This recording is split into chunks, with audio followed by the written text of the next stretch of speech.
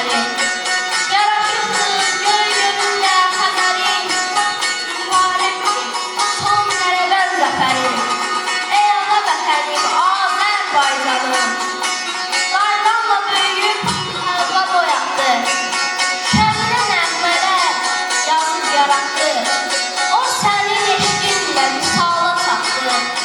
Ey ana vətənim Azərbaycanım.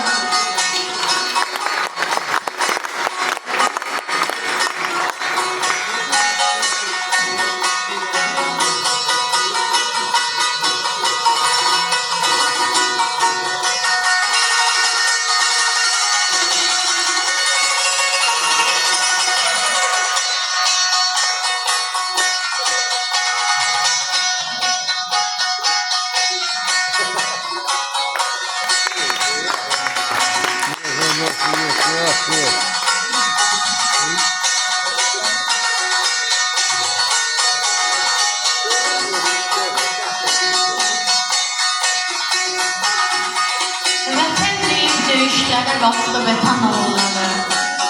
Torpaq deyib, torpağını qorumağa getdi vətən oğulları.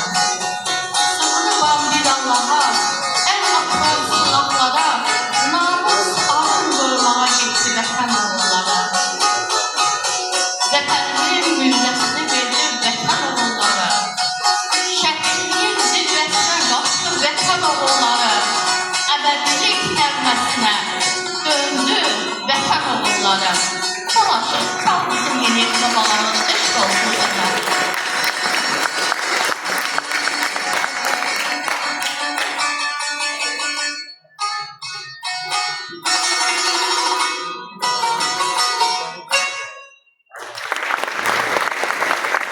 Çok sağ olun, bizim yeni yetmelerimiz çok güzel ifadeler.